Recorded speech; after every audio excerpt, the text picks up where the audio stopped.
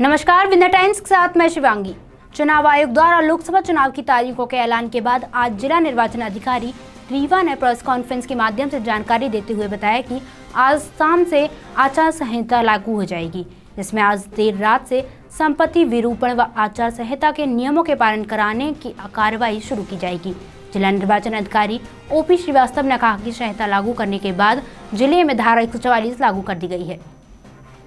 निर्वाचन की शेड्यूल की घोषणा हुई है, वैसे ही आदर्श आचरण संहिता प्रभावी हो गई है शाम को 5 बजे से। हमने एसपी साहब से, कमिश्नर साहब से रिक्वेस्ट किया है और आज रात से ही हम लोग जो जितने भी संपत्ति विरूपण के केस हैं या आदर्श आचरण संहिता के उल्लंघन में कोई भी किसी प्रकार का काम हुआ है, बोर्ड लगा है, फ्लैक्स लगा है, वो सारी चीज़ें रात से अभियान चला के पूरे ज़िले में उनकी सफाई करना प्रारंभ कर देंगे।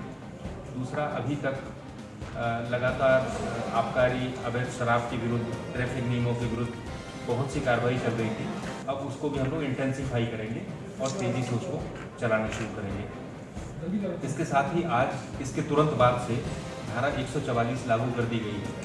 अब किसी भी प्रकार की रैली निकालना है, सभा करना है, उसके लिए अनुमति लेना पड़ेगी।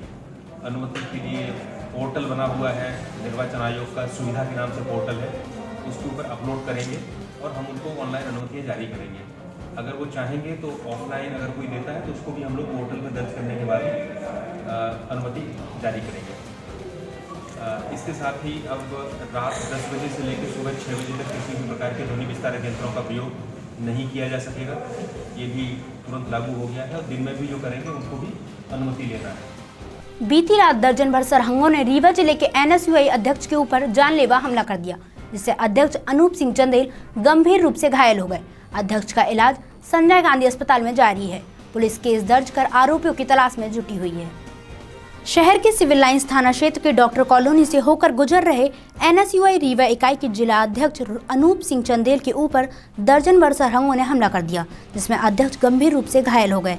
घटना के बाद उपचार के लिए आनंद फानन में संजय गांधी अस्पताल में दाखिला कराया गया, जहां पीड़ित का उपचार जारी है। जानकारी के मुताबिक बीते दिनों टीआरएस कॉलेज में तालाबंदी को लेकर अध्यक्ष की छात्रों से कहासुनी हो गई थी। इसके बाद नाराज छात्रों ने अध्यक्ष पर हमला बोल दिया। पीड़ित की तहरीर पर स्थानीय पुलिस ने 3 लोगों के खिलाफ नाम केस दर्ज कर आरोपियों की तलाश में जुटी हुई है। हमने जो है अनूप सिंह चंदेल की रिपोर्ट के आधार पर 4 लोगों के खिलाफ, जिनमें 3 लोग नामजद हैं, धारा 307 के तहत जो है प्रकरण पंजीबद्ध किया है। अभी तक कोई गिरफ्तारी नहीं हुई। ऐसी प्राथमिक जानकारी ये मिली है कि दिनांक 5/3 को टीआरएस महाविद्यालय में एनएसयूआई द्वारा तालाबंदी का आह्वान किया गया था और इसको लेकर के सिद्धार्थ सिंह और अनूप सिंह के बीच में कुछ बातचीत हुई थी। संभवतः इसी कारण से विवाद होना हो सकता है। सैनिक सेवा परिषद के तत्वावधान में आज नगर में लोकतंत्र की चुनौतियों विषय पर चिंतन बैठक आयोजित की गई, जिसमें लोकतंत्र के लिए आवश्यक तत्वों व वर्तमान स्थितियों पर चर्चा की गई। मौजूदा समय में लोकतंत्र में उत्पन्न चुनौतियों पर आज नगर में सैनिक सेवा परिषद द्वारा चिंतन बैठक का आयोजन किया गया। इस दौरान कार्यक्रम को संबोधित करते हुए पूर्व विधायक लक्ष्मण तिवारी ने कहा कि लोकतंत्र की खूबी यह है कि इसमें आम आदमी भी राजनीतिक जीवन की शुरुआत कर सकता है, लेकिन इस लोकतंत्र में चुनौती तब आ जाती है तब इस पर पूंजीवादी लोग अपना कब्जा जमा लेते हैं। उन्होंने कहा कि राजनीति अब सेवा भाव नहीं, निवेश का भाव बन गया है, जिसमें करोड़ों रुपए खर्च करके चुनाव लड़ा जाता है, जो स्वस्थ लोकतंत्र के लिए बड़ी चुनौती है। और उस पर विस्तार से चर्चा होगी। संक्षेप में आपसे चर्चा करूंगा कि आखिर लोकतंत्र में हमारी भागीदारी क्या है और बिना सत्ता के तड़पड़ाहट कैसे होती लोगों को। बिना पद के लोग किस स्तर पर जीते हैं और जो पद में जाते हैं तो उनका स्तर क्या हो जाता है।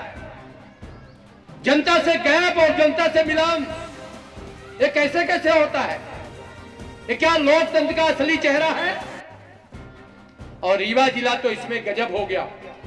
यहां मध्य प्रदेश में पूर्व प्रत्याशी रहे कई साथी मेरे आए हैं, ये तमाशा देख रहे हैं। बिंद इसका साक्षात्कार गवाह है कि अब तो साधारण आम नागरिक साधारण परिवार में जन्मा व्यक्ति अगर वो चाहे कि हम भी समाज सेवा और हम भी लोकतंत्र के माध्यम से विधानसभा लोकसभा में जाकर अपनी आवाज सामान्य लोगों के लिए भी उठाए, तो अब ऐसा लगने लगा कि वो नहीं उठा पाएगा।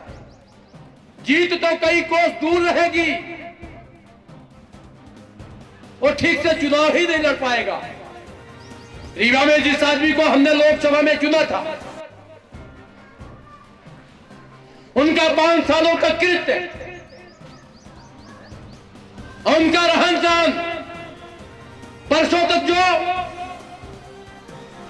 किसी दफ्तरों में पड़े रहते थे, आज उनके चमत्कार गाड़ियां कहां से आ गई।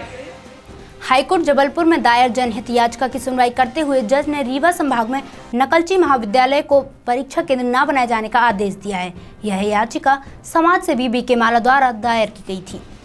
उच्च शैक्षणिक संस्थानों द्वारा आयोजित की जाने वाली परीक्षाओं में आए दिन नकल के मामले सामने आते हैं, जिस पर रोक लगाने की मांग को लेकर रीवा के सामाजिक कार्यकर्ता बीके माला ने वर्ष 2012 में जनहित याचिका दायर की थी, जिसमें उन्होंने मांग किया था कि नकलची महाविद्यालय को परीक्षा केंद्र न बनाया जाए, जिस पर सुनवाई करते हुए कोर्ट ने आदेश दिया था कि ऐसे महाविद्यालय को केंद्र न बनाया जाए जहां नकल कराई जाती है।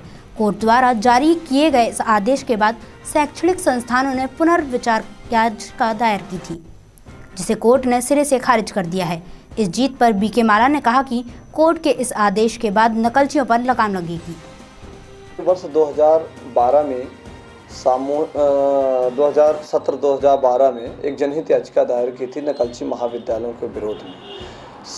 इस संबंध में माननीय उच्च न्यायालय जबलपुर द्वारा 2012 की जनहित याचिका की सुनवाई करते हुए नकलची महाविद्यालयों के परीक्षा केंद्र तोड़े जाने के आदेश पारित किए गए थे, जिस परिप्रेक्ष्य में नकलची महाविद्यालयों ने पुनः विचार याचिका दायर की और माननीय न्यायालय ने उनको अंतरिम राहत दी थी। इसके परिप्रेक्ष्य में पुनः माननीय उच्च न्यायालय में मैंने हस्तक्षेप करते हुए न्यायालय को बताया कि नकलची महाविद्यालय शिक्षा माफिया है और इसमें कोर्ट रचित मनगढ़ंत दस्तावेज तैयार करके यह झूठी जानकारी माननीय उच्च न्यायालय को प्रस्तुत किए हैं। इस संदर्भ में माननीय उच्च न्यायालय ने पुनः उस हस्तक्षेप के आधार पर नकलची महाविद्यालयों को रिकॉर्ड देखे जाने पर एक आदेश पारित किया और उनका सभी नकलची महाविद्यालयों का सेंटर तोड़ दिया गया और उस आदेश में यह भी निर्णय किया गया कि भविष्य में इन्हें परीक्षा केंद्र न बनाया जाए। इस परिप्रेक्ष्य में पुनः श्रीयुक्त महाविद्यालय गगेव और ईश्वरचंद विद्यासागर जवा पुनः विचार याचिका प्रस्तुत की गई, जिसकी सुनवाई करते हुए माननीय उच्च न्यायालय ने 8/2/2019 को न्यायमूर्ति श्री रविशंकर झा एवं माननीय न्यायमूर्ति CB स्पुरकर साहब ने निर्णय पारित करते हुए 8/2/2019 को नकलची महाविद्यालयों का पुनः विचार याचिका खारिज कर दी गई है। यह नकलची महाविद्यालयों के और शिक्षा जगत के लिए एक ऐतिहासिक फैसला है। हम इस निर्णय का स्वागत करते हैं कि शिक्षा के क्षेत्र में जो रीवा संभाग में नकल के लिए नकलची कॉलेज विख्यात था, चर्चित था, अब वह पूरी तरह से धीरे धीरे माननीय उच्च न्यायालय के पारित निर्णय के बाद यहाँ से पूरे जो नकल माफिया हैं उन पर नकेल कसी जाएगी और साथ में यहाँ से नकल का पूरी तरह सुपड़ा साफ हो जाएगा। और यह माननीय उच्च न्यायालय का 8/2/2019 का निर्णय पारित हुआ है। हम इस निर्णय का स्वागत करते हैं और आशा करते हैं कि शासन और पूरी तरह से हमारे रीवा संभाग से नकल माफिया नष्ट हो जाएंगे। आगे की खबरों के लिए बने रहिए विंध्य टाइम्स के साथ। धन्यवाद।